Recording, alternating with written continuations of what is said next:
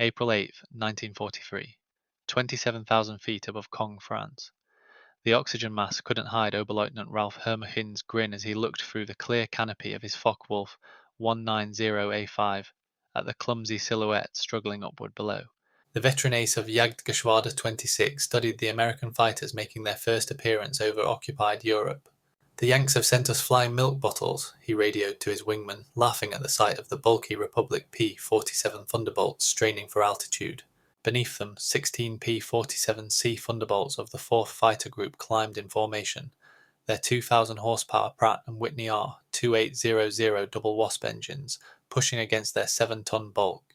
To German pilots accustomed to sleek Spitfires and nimble Soviet designs, these fat American machines looked ridiculous.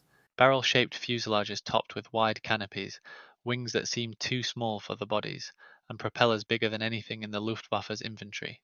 It all seemed laughable.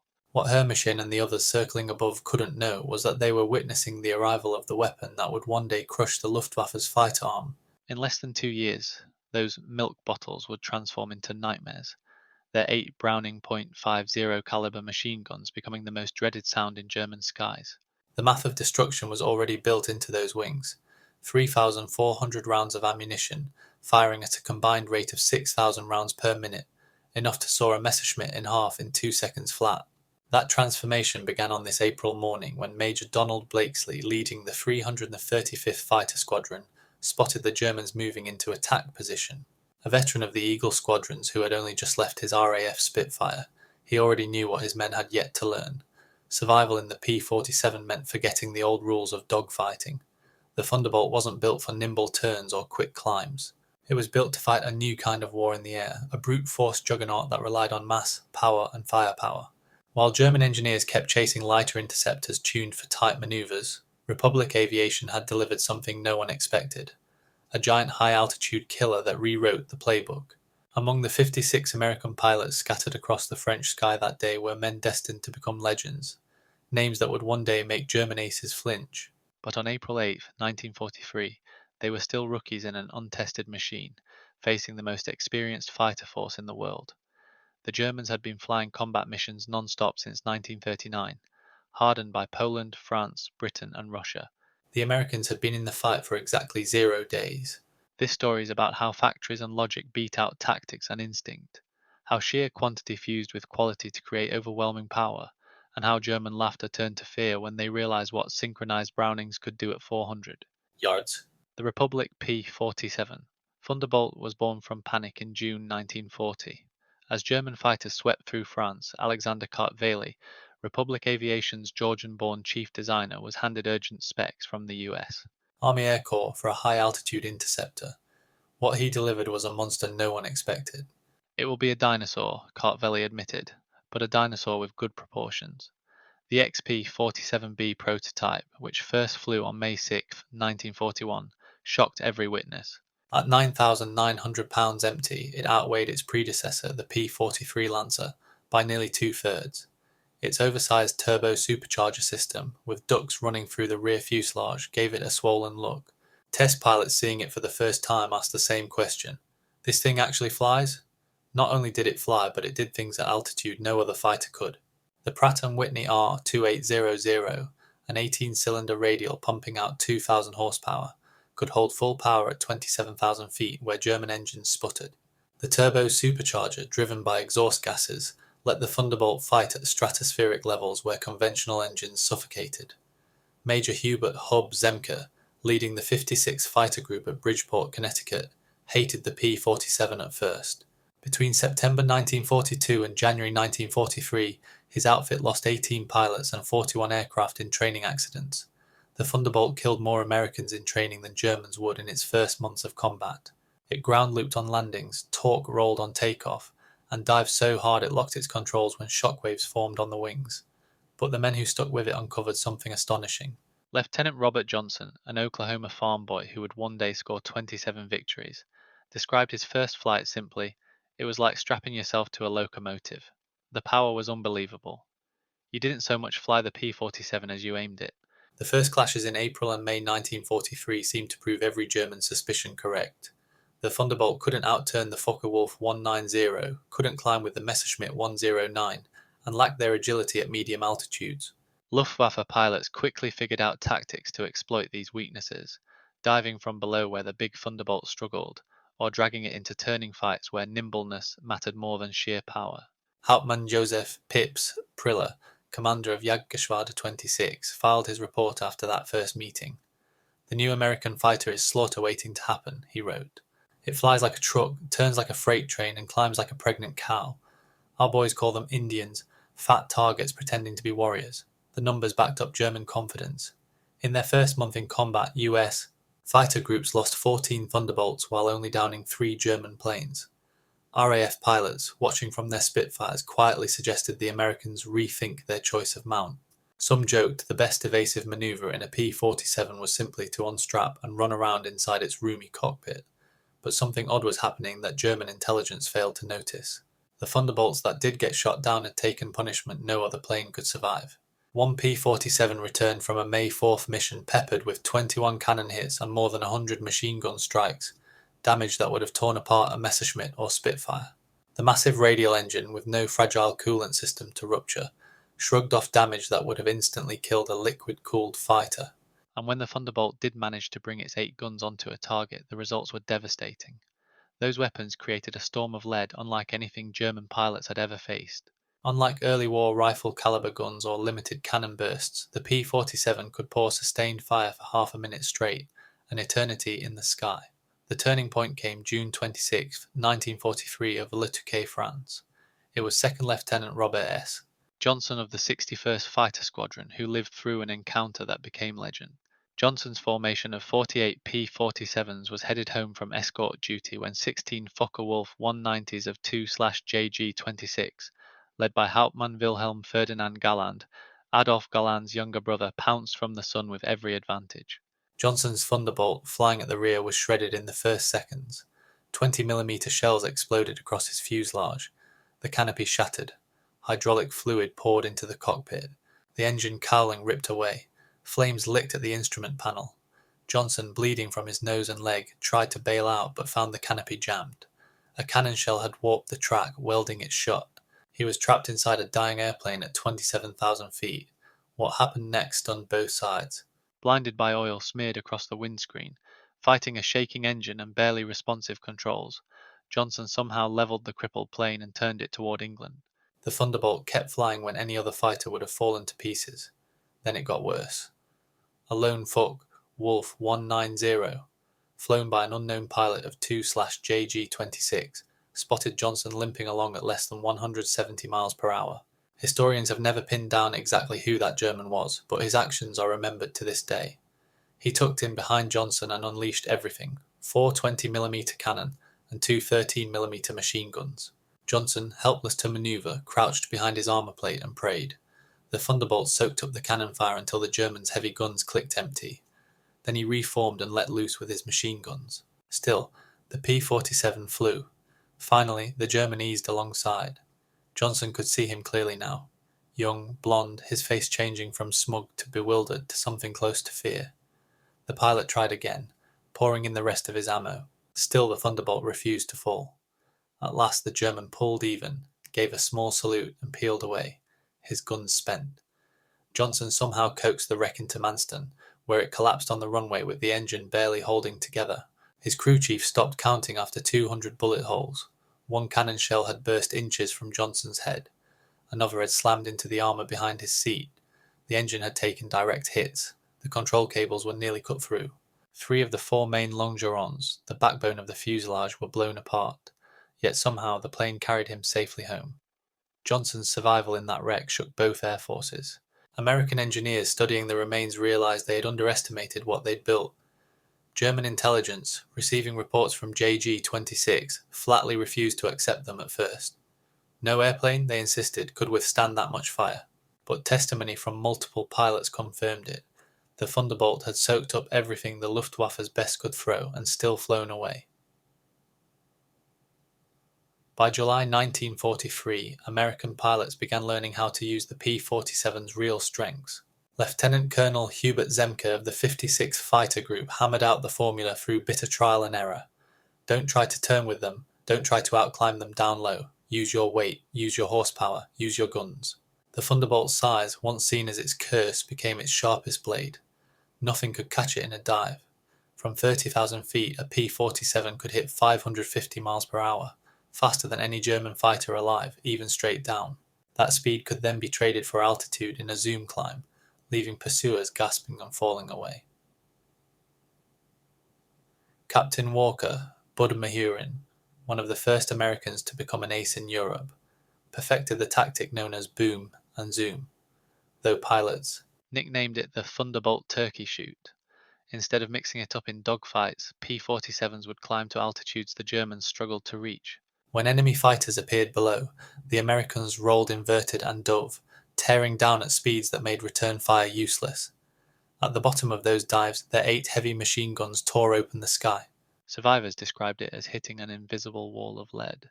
Anything caught in the convergence of those guns didn't just fall, it blew apart. The true terror of that firepower showed itself on August 17, 1943, during the twin raids on Schweinfurt and Regensburg, the deepest strikes yet into Germany. That day exposed the P-47's greatest weakness, its limited range even with drop tanks, but also its terrifying strength. Major David Schilling, leading the 62nd Fighter Squadron, spotted a formation of Messerschmitt 100s moving in to rip into the B-17s with cannons and rockets. Those twin-engine destroyers were built to kill bombers, but they were slow and heavy compared to single-engine fighters. Schilling's 4 Thunderbolts rolled over and dove from 28,000 feet. Unteroffizier Hinrich Rohr, a gunner aboard one of the 110s who survived, later told his interrogators what it looked like. The Americans came down like hammers from heaven. I opened fire at 800 meters. I saw my shells strike the wing. The P-47 didn't even flinch. Then he fired. The aircraft ahead of us simply disintegrated, not shot down, destroyed. Wings flew off. The tail ripped away. The crew cabin exploded into fragments. In 2 seconds, a 110 was gone. 8 Messerschmitt 110s were wiped out in under a minute. German crews had never faced such raw concentrated fire. Each Thunderbolt carried 425 rounds per gun, 3,400 total, almost 900 pounds of lead. At a convergence point, usually set around 300 yards, all 8 streams met in a killing zone 6 feet wide. Anything inside that space took 100 half-inch bullets every second, each screaming out at nearly 3,000 feet per second. The ammunition itself revealed America's industrial reach. Where German cannons carried maybe 120 to 200 rounds, American fighters could fire continuously for more than 30 seconds. Their belts mixed armor-piercing incendiary tracer, and ball rounds in deadly patterns meant not just to pierce but to ignite. Lieutenant Colonel Francis Gabi Gabreski, who would finish the war with 28 kills, put it bluntly, "When you hit them with all 8, they don't just go down, they explode." I saw a 109 literally sawed in half, the tail tumbling one way, the nose and wings another. The pilot never knew what hit him. By September 1943, the Luftwaffe was running into another brutal truth. The higher the fight went, the stronger the P-47 became, while German planes with their mechanical supercharger struggled for breath. The double Wasp engine, with its turbocharger, could still deliver full rated power at 30,000 feet. German fighters faded badly above 25,000. Oberleutnant Hans Philipp, one of Germany's deadliest aces with over 200 victories, discovered this the hard way on October 8, 1943. Leading Jagdgeschwader 1 against a formation of B-17 at 28,000 feet over Bremen, he found his Focke-Wulf 190A6 heavy and sluggish in the thin air, just as Thunderbolts came diving in. The BMW 801 engine, which delivered solid power at mid-levels, was suffocating for air nearly 6 miles above the ground. When the P-47s of the 56th Fighter Group dropped on his formation from 32,000 feet, the German fighters were helpless targets. Robert Johnson, now a seasoned pilot climbing toward ace status, was flying at 31,000 feet when he spotted Phillips' distinctively painted Focke-Wulf with its elaborate nose art. His combat report was cold and precise. Opened fire at 300 yards, 30-degree deflection. Observed hits along the full fuselage, enemy aircraft exploded. No parachute seen. Phillips' death sent a chill through the Luftwaffe. If one of their very best, who had flown over 500 missions across both fronts, couldn't survive against Thunderbolts, what hope did the average pilot have? German High Command immediately demanded a technical assessment of the P-47. The report, handed to Reichsmarschall Goering in November 1943, was grim. The Thunderbolt's service ceiling reached over 42,000 feet, higher than any German fighter could climb. In a dive, it nearly touched the sound barrier. Its protection included a steel plate behind the pilot, a half-inch bulletproof windscreen, and armoured shielding around the engine. Worst of all, its rugged build let it take damage that would down 3 regular fighters and still limp home. In January 1944, a new version of the P-47 landed in England, sealing its transformation from joke to nightmare. The P-47D-22 carried a Hamilton standard hydraulic propeller with 13-foot paddle blades that clawed into the air like massive oars. The change in climb rate was immediate and dramatic. Where earlier Thunderbolts struggled up at 2,200 feet per minute, the paddle blade version shot up at 3,000, on par with, or better than, German interceptors at most heights. The new prop also boosted acceleration, letting the P-47 build speed quickly even in level flight. Hauptmann Heinz Knoke of JG-11, a veteran of more than 200 sorties, met the upgraded Thunderbolts in February 1944 during a raid near Hanover. He wrote in his diary, "The fat Americans have learned to climb. We bounced a formation near Hanover expecting the usual advantage. They turned into us and climbed with us. When we tried to break away, they followed us up to 30,000 feet. Schmidt was caught and blown apart, nothing left but smoke. These are not the same machines we mocked last year. The paddle blade propeller didn't just change performance, it changed the sound." The roaring thunder created by blade tips brushing supersonic speeds could be heard miles away. German troops on the ground claimed they could identify Thunderbolts by noise alone, a deep, ominous rumble that meant death was coming. They began calling it Donnerschlag, the thunderclap. By March 1944, P-47s fitted with drop tanks could finally escort bombers deep into Germany. Standard loads carried either two 108-gallon wing tanks or a 75-gallon belly tank, stretching range to more than 1,000 miles. With the paddle blade props, Thunderbolts retained fighting performance even when heavy, and once the tanks were dropped, they were free to brawl at full strength.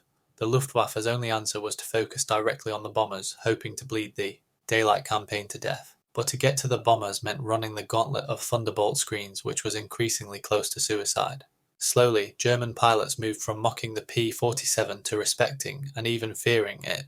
Major Günther Rahl, one of Germany's most lethal aces with 275 kills, most on the Eastern Front, barely survived a run-in with P-47s on March 6, 1944. Wounded, he later recalled, "We saw them above us, big dark shapes against the sun. Someone joked, 'Here come the flying pigs.' No one was laughing 30 seconds later.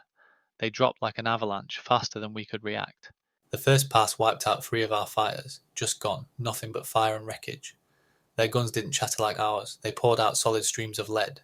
To get caught in that stream was to die instantly. Those long escort missions revealed another hidden edge of the P-47 endurance.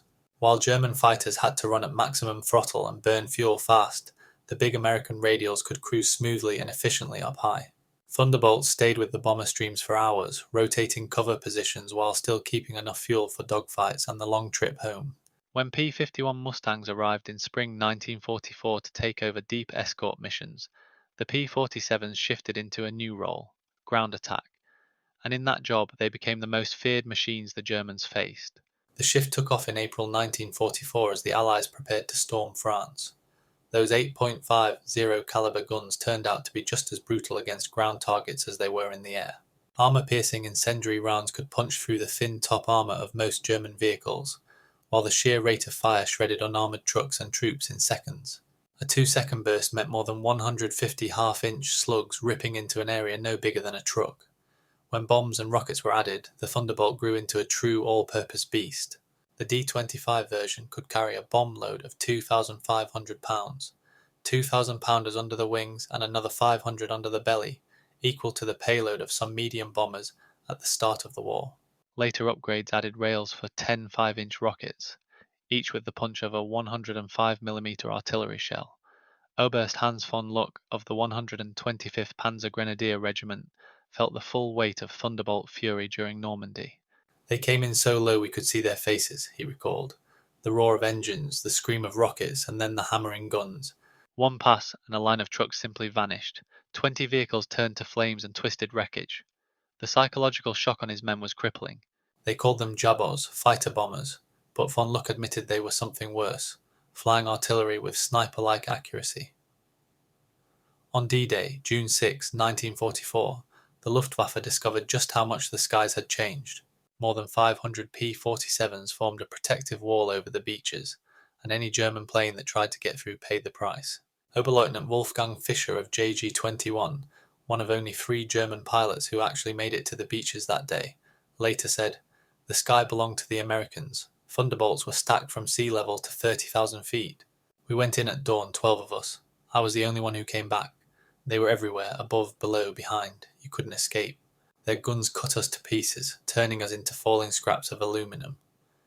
In the weeks after D-Day, the Thunderbolts hammered German supply lines with devastating effect. June 1944 alone saw 9th Air Force P-47s claim 651 locomotives, nearly 4,000 trucks, more than 500 tanks and armoured vehicles, and over 4,500 horse-drawn wagons destroyed. The Wehrmacht was forced to move only at night, slowing their ability to counter the Allied push. The Germans tried every trick to counter the Thunderbolt menace: thicker armour, extra flak guns, new camouflage schemes, but nothing worked. Even the dreaded 80s had trouble locking onto the fast-moving Thunderbolts roaring at low level. Meanwhile, halfway across the world, the P-47 was proving itself again in the Pacific. The 348th Fighter Group, flying from rough strips in New Guinea, found the Thunderbolt's toughness and range perfect for the vast distances and brutal conditions. Colonel Neil Kirby, who commanded the 348, shaped new tactics for the Pacific skies. On October 11, 1943, he led 4 P-47s against 40 Japanese planes near Wewak. He personally downed 6 in one fight, earning the Medal of Honor. Japanese pilots, used to fragile but nimble opponents, were stunned by the P-47. Saburo Sakai, Japan's top surviving ace, later wrote, "We called them monsters. Our 20mm cannon, which could tear apart a P-40 with a few shells, barely scratched them. I fired dozens of rounds into one Thunderbolt and it kept flying. Their return fire was horrifying, streams of heavy bullets that ripped planes into pieces. For the Pacific, the P-47N was built with extra fuel capacity, wet wings carrying 93 gallons each, stretching range to over 2,300 miles. This version could escort B-29s all the way to Japan. The fighter that once struggled for legs in 1943 had evolved into a long-range predator, and the ultimate proof of its transformation came when it faced German jets. The Me-262, with a top speed of 540 miles per hour, should have been untouchable. Yet Thunderbolt pilots discovered 2 situations where they could still catch them.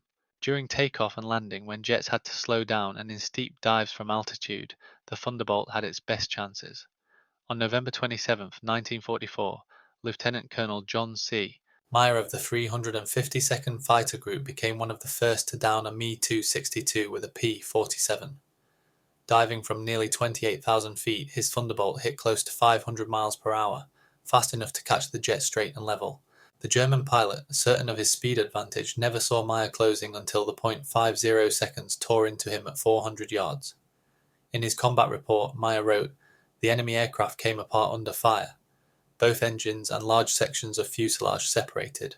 The pilot did not escape. Our 8.5s were more effective against jets than we expected." By early 1945, new P-47M models were in service, built specifically to counter jets and V-1 flying bombs. With water methanol boosting the Pratt & Whitney to 2,800 horsepower and cleaner aerodynamics, these ultimate Thunderbolts could hit 470 miles per hour at 30,000 feet, fast enough to intercept jets in the right conditions. Major George Bostwick of the 63rd Fighter Squadron proved it in March 1945, shooting down 2 Me-262s. His report stressed firepower over speed. "The jets are faster, but they can't turn and they can't take hits. One burst from our guns and they break up like paper. They must slow down to hit bombers." That's when we nail them.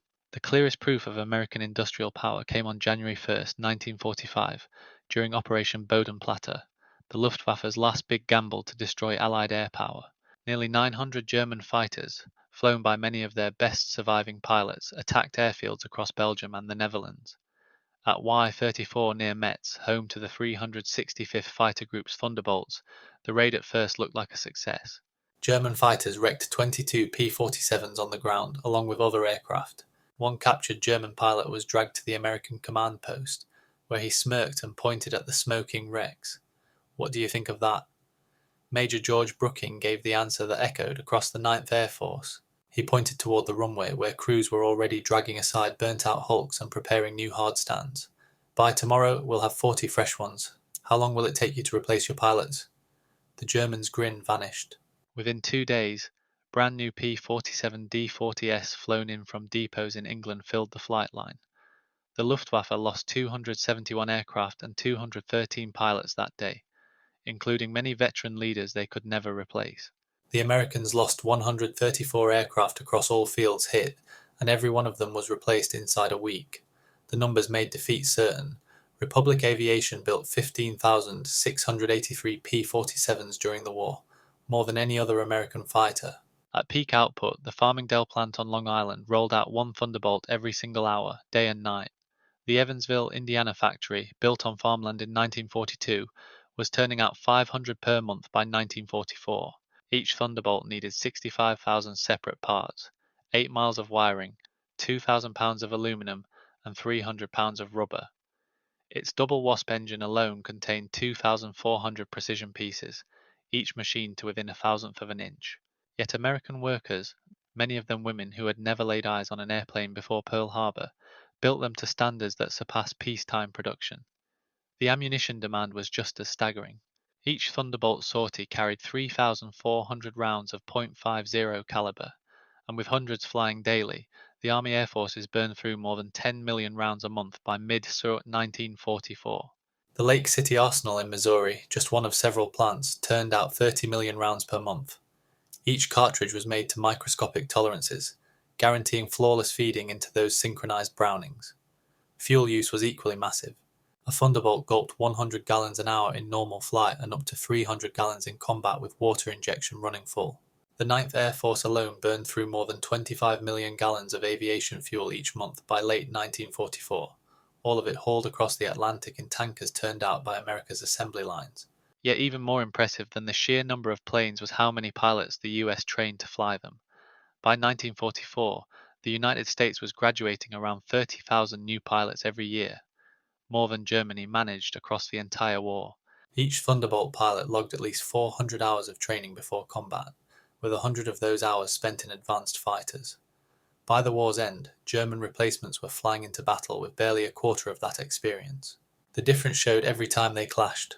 American flyers reached Europe already comfortable with formation flying, instrument navigation, deflection shooting, and tactical maneuvers. They had studied their opponents, practicing against captured German planes, and spent hours poring over technical manuals most Luftwaffe pilots never saw. Lieutenant Eugene Roberts, who landed in England in September 1944, summed it up simply. I had 420 hours in my log, including 75 in the P-47. I'd practiced shooting at towed sleeves, studied gun camera film, and drilled on everything I'd face. On my first mission I already knew what to do. The German I fought couldn't have had half my time. It wasn't fair. In March 1945, Oberstleutnant Joseph Priller, the same ace who had laughed at the pregnant cows back in 1943, gave an interview meant for propaganda. It was censored immediately, but his words revealed how completely views had changed. The Thunderbolt is the finest fighter bomber ever built. Its guns never jam, never overheat, never run dry in combat. It carries bombs like a bomber, rockets like artillery, and still fights like a true fighter. But worse than the machine is what it represents. America's endless production. They lose 10 and build 20. We lose 1 and it's gone forever. Their pilots show up better trained than our teachers. They have fuel to train, ammo to practice, parts for everything. We have courage, but courage without resources is just slow defeat. We laughed in 1943. We don't laugh now. When those guns open, you know death is on its way. The sound is mechanical, relentless, unstoppable. Like everything American, it's sheer material superiority. They didn't win by braver flying. They drowned us in steel and lead. By April 1945, the Luftwaffe existed mostly on paper. Fuel shortages kept planes grounded. Veteran pilots were gone, and airfields lay shattered.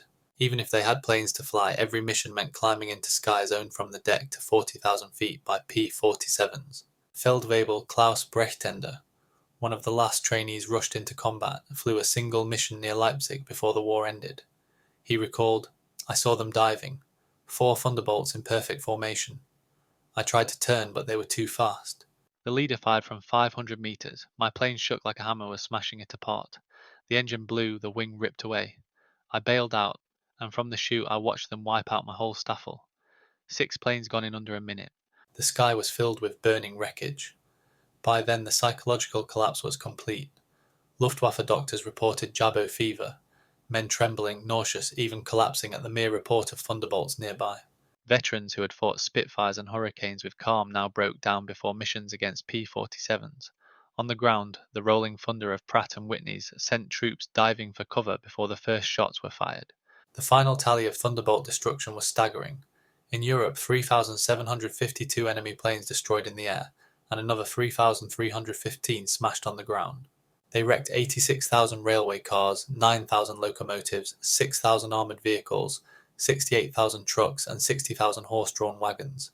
In the Pacific, they shot down 697 Japanese aircraft in combat, destroyed another 150 on the ground, and obliterated 1,500 vehicles, 150 locomotives, and untold numbers of barges, ships, and installations. The 9th Air Force alone, flying mostly CE-47s, racked up 213,873 combat sorties, dropped 120,000 tons of bombs, fired off 135 million rounds, and unleashed 60,000 rockets. Thunderbolt squadrons managed a kill ratio of nearly 5 to 1 in the air while suffering the lowest loss rate of any Allied fighter bomber. But those statistics masked a brutal truth. The Luftwaffe lost around 28,000 pilots in combat against the Western Allies, many cut down by the relentless streams of American 50 caliber fire. Each fallen German flyer represented years of training that simply couldn't be replaced. By the last months of the war, a typical Luftwaffe pilot had barely 30 hours of combat under his belt. His American counterpart in a P-47 had logged over 200. At Oberrussel, where captured Allied airmen were interrogated, German intelligence kept running assessments of enemy planes. The notes on the Thunderbolt told the story of a complete reversal in judgment. In April 1943, large clumsy fighter, inferior in maneuverability and climb, machine guns inadequate, minimal threat. By December 1943, excellent high-altitude fighter, extremely rugged, firepower increasingly dangerous, pilots improving, significant threat above 25,000 feet, June 1944, dominant fighter bomber. Superior to German types above 20,000 feet, firepower devastating, very difficult to shoot down, critical threat at all levels, March 1945. Best fighter bomber of the war, combination of firepower, durability, and pilot quality unmatched. Survival in direct engagement unlikely. At a 1985 reunion in Phoenix, American and German veterans sat together as old men. General Lieutenant Adolf Galland, once chief of the Luftwaffe fighter arm, was asked about the Thunderbolt. On camera, he admitted the truth plainly. In 1943 we laughed at it. We said the Americans built a bomber and called it a fighter, but it was us who didn't understand. The Americans didn't copy Europe. They built their own fighter, designed for mass production, for firepower, for survivability. In a war of attrition, the plane that could take punishment and dish it out would win. And they were right. The first time I flew a captured P-47 after the war, I knew we'd never had a chance. The engine was a powerhouse, the climb unbelievable, the cockpit comfortable, the visibility excellent. It was a pilot's machine wrapped in armour. What stunned me most was knowing America built over 15,000 of them while fighting across 2 oceans. Each engine was more complex than anything we produced, and they built them faster than we could turn out our simpler fighters. We never stood a chance. Those 8 guns, our boys called them Roosevelt's piano because of the sound. Once you heard it, you didn't forget. Many of my comrades heard it for the last time. The Thunderbolt had crushed the Luftwaffe, not just beaten it.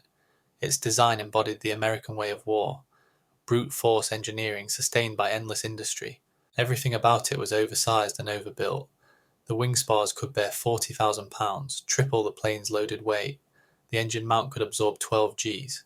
Control cables were doubled up with backups. The gun system was an engineering marvel. 8 ammo boxes feeding through powered belts to prevent jams, each gun electrically heated against freezing, each with its own charging handle, all set to converge at ranges pilots could customize. Even after the war, some German veterans clung to the idea that the P-47 only won through numbers, that their fighters were more advanced but overwhelmed by swarms. But the combat records tell the opposite. It wasn't just numbers, it was firepower, durability, altitude performance, and a design philosophy rooted in sheer industrial muscle. The Thunderbolt proved that quality and quantity could be the same thing when a nation had the will and the means to build them. In battles where the odds were even, the P-47 still came out on top. Those heavy .50 caliber guns, once mocked as weaker than cannons, proved deadlier in real combat. Gun camera footage later showed why. Cannon shells packed a punch, but they needed pinpoint accuracy and carried too few rounds, usually no more than 200. The Thunderbolt's guns threw out a dense storm of bullets, making hits almost certain even without perfect aim. At normal firing range, a 2-second burst would put around 20 rounds into the size of a fighter, more than enough to rip it apart. The ammunition itself gave Americans another edge. Their armor-piercing incendiary rounds used a delayed fuse, punching through before igniting. When they lit, the incendiary mix burned at 3,000 degrees, hot enough to melt aluminum frames. German 20mm shells, though heavier, often blew up on contact, looking dramatic but sometimes failing to cripple a plane. The P-47 Thunderbolt stands in history as the heaviest single-engine piston fighter ever mass-produced. Empty, it weighed 10,000 pounds, more than some twin-engine designs. Its massive radial engine produced more horsepower than entire bomber groups of World War I. Its 8 guns could lay down more fire than a full infantry squad. And yet America built them by the thousands, flown by young men barely out of school, kept flying by mechanics who had only weeks of training. It took less than 2 years for German laughter to turn into dread. The flying milk bottle they once mocked became the nightmare of the Luftwaffe. Veterans who had fought Spitfires, Hurricanes, and Yaks without fear admitted decades later that the sound of thunderbolts diving on them still haunted their memories.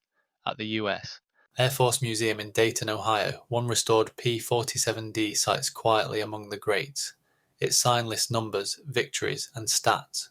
but the real story sits in a glass case. Spent .50 caliber shells and a strip of gun camera film capturing a Focke-Wulf 190 breaking apart under a rain of bullets. Beneath it, a quote from a German pilot reads, "We laughed when we first saw them." Fat, ugly American planes that couldn't turn, couldn't climb, couldn't fight. We stopped laughing when we learned they didn't have to. They just pointed those guns at you and you were gone. The laughter ended with our comrades. The P-47 Thunderbolt entered the war as a joke and ended it as an executioner. In those 2 years, 8 synchronized Brownings changed aerial combat forever and buried the Luftwaffe in lead. German pilots laughed in 1943. By May of 1945, there were no pilots left to laugh. The thunder had spoken, and the skies belonged to America. Don't forget to hit like, subscribe, and turn on the bell so you don't miss the next story. Write in the comments from which city you're watching. Ching, ching, ching, ching, ching, ching, ching, ching, ching, ching.